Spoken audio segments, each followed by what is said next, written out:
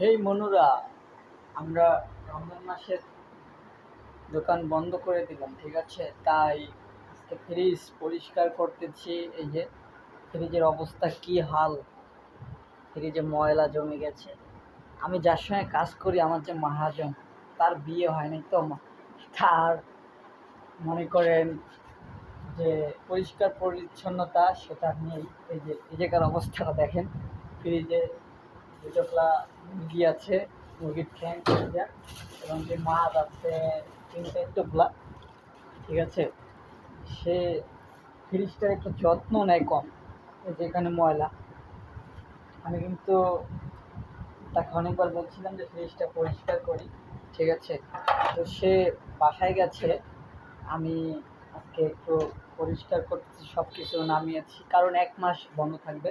এই যে আমাদের এদিকের কাজগুলো কিন্তু আমরা, এদিকে যে দোকান দেখতেছেন সবগুলো ক্লিয়ার করে রেখে দিয়েছি। ওপেনের যত কিছু আছে সব ধুয়ে রেখেছি, কারণ 1 মাস যখন পড়ে থাকবে তখন কি হবে জানেন?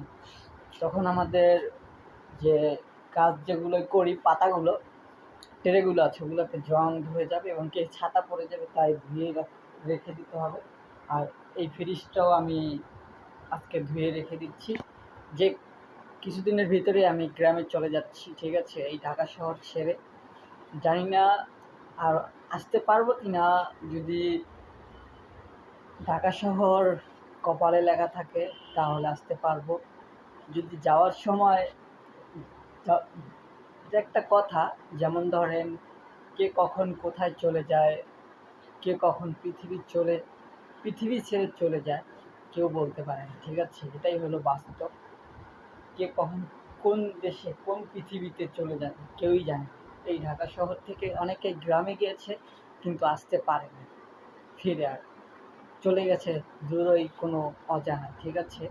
তো তাই আজকেও আমি সব কিছু ক্লিয়ার করে দিচ্ছি আমাদের মহাজনের, ঠিক আছে? আমাদের মহাজন একটা ভালো মানুষ, কিন্তু একটাই সমস্যা হলো, ওনাকে যেই দেখে সেই প্রেমে পড়ে যায়, প্রেমের মায়ায় পড়ে যায়, জানি না কী কারণে, ঠিক আছে? আর সে যে ফ্রিজটা কিনেছে, ফ্রিজটা কিন্তু অনেক সুন্দর একটা কোম্পানির, এখানে কঙ্কা ফ্রিজটা অনেক ভালো চলে। তো সবাই ভালো থাকবেন, টাটা।